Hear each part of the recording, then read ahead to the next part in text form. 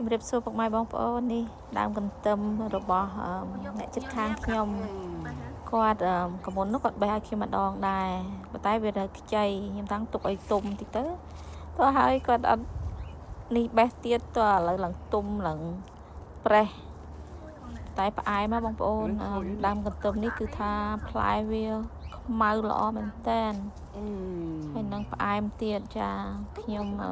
ដាក់ចុះក្រោមទៅយក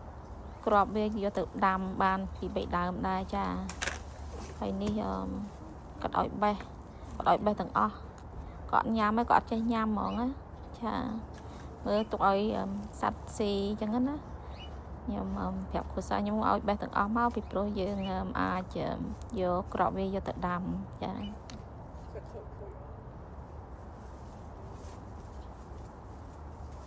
ហើយដើមនោះអត់ធំហ្មងទេបងប្អូនចាទួយល្មមចាហើយពេលខែល្ងាខែត្រជាក់វាជ្រុះស្លឹកអស់ចា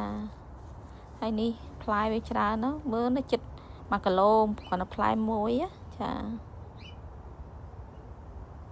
អូខេបងប្អូនហ្នឹងហើយនេះ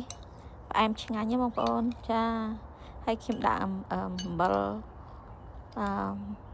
មកទេសបន្តិចទៅឆ្ងាញ់មែនតើចាអរគុណច្រើន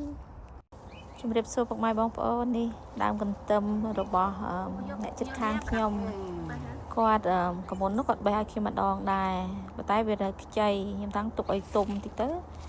ហើយគាត់អត់នេះបេះទៀតទៅឥឡូវឡើងទុំឡើងប្រេះ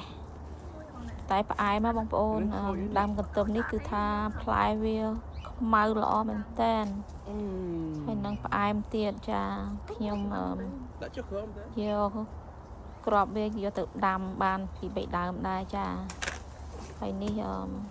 គាត់ឲ្យបេះទាំងអស់គាត់ញ៉ាំហើយគាត់អត់ចេះញ៉ាំហ្មងណាចាមើលទុកឲ្យសัตว์ស៊ីអញ្ចឹងណាខ្ញុំប្រាប់គ្រួសារខ្ញុំឲ្យបេះទាំងអស់មកពីព្រោះយើងអាចយកក្របវាយកទៅដាំចា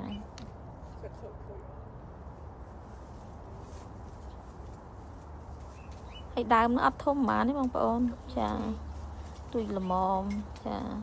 ហើយពេលខែល្ងាខែត្រជាក់វាជ្រុះស្លឹកអស់ចាហើយនេះផ្លែវាច្រើនណាស់មើលនៅចិត្ត1គីឡូគ្រាន់តែផ្លែមួយចាអូខេបងប្អូនហ្នឹងហើយនេះផ្អែមឆ្ងាញ់ណាបងប្អូនចាហើយខ្ញុំដាក់អំបិលមកទេសបន្តិចទៅឆ្ងាញ់មែនតើចាអរគុណច្រើន